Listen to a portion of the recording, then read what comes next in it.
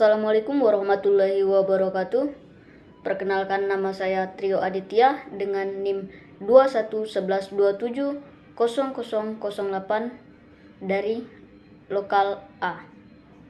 Pada kali ini saya akan menjelaskan tentang makna Bhinneka Tunggal Ika, keragaman, dan cara membangun keharmonisan dalam keragaman di Indonesia. Yang pertama, makna Bhinneka Tunggal Ika. Makna Bhinneka Tunggal Ika ialah Bhinneka Tunggal Ika adalah moto nasional Indonesia dan dalam bahasa Indonesia artinya berbeda-beda namun tetap satu. Moto ini mencerminkan semangat persatuan dan keragaman budaya, agama, etnis, suku, bangsa yang ada di Indonesia. Artinya, meskipun masyarakat Indonesia memiliki keberagaman latar belakang dan kepercayaan, hanya mereka tetap bersatu sebagai satu bangsa yang besar.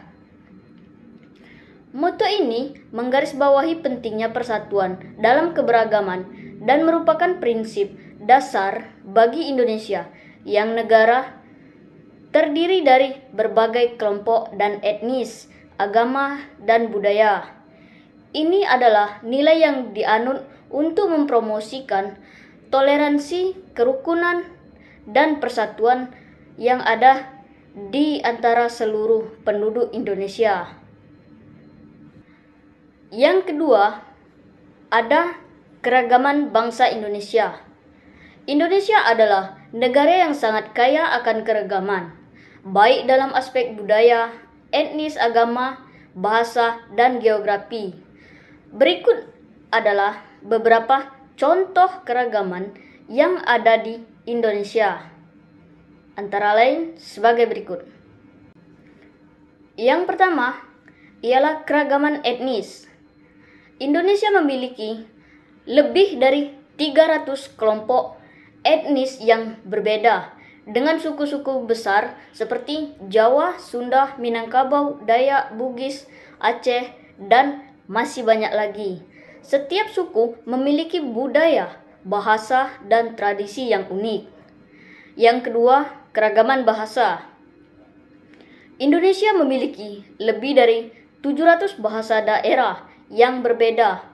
Meskipun Indonesia adalah bahasa resmi dan bahasa nasional, bahasa-bahasa daerah tetap hidup dan digunakan secara efektif di berbagai wilayah.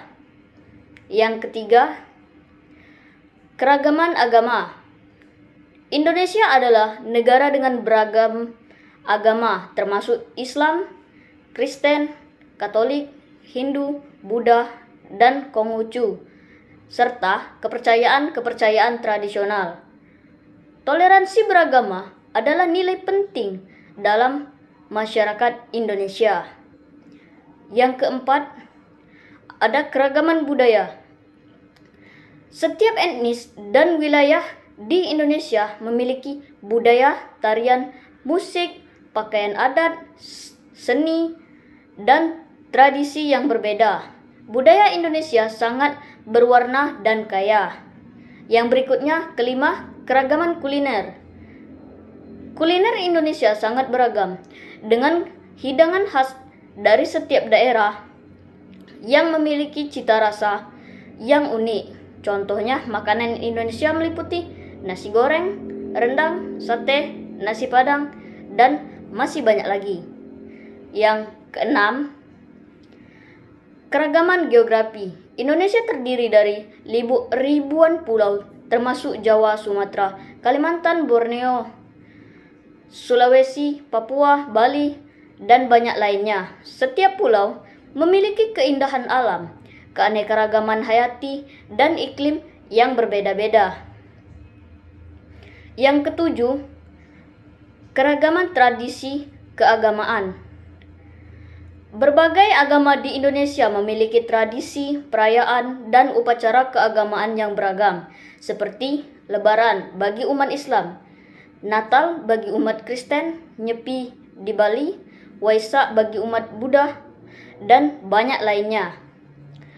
Keragaman ini nih adalah salah satu aset terbesar Indonesia, dan pemerintah dan masyarakat Indonesia secara aktif mempromosikan nilai-nilai toleransi dan persatuan dalam keragaman ini untuk membangun bangsa yang kuat dan harmonis.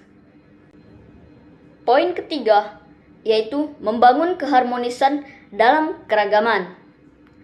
Membangun keharmonisan dalam keragaman adalah suatu proses yang penting untuk menciptakan masyarakat yang damai, inklusif, dan berdampingan. Berikut adalah beberapa cara untuk mencapai hal itu. Yang pertama, pendidikan dan kesadaran. Yang kedua, komunikasi dan dialog. Yang ketiga, toleransi dan penghargaan.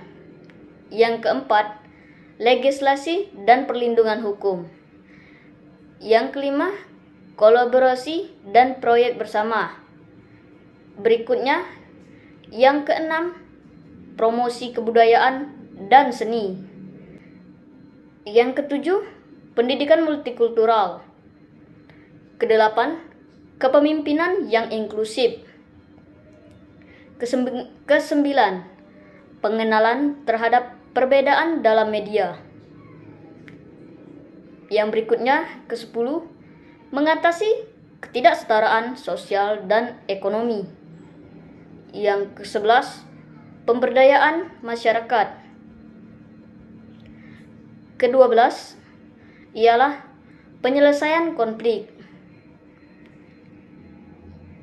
Memahami dan menghargai keragaman ialah proses yang berkelanjutan dan melibatkan semua aspek masyarakat.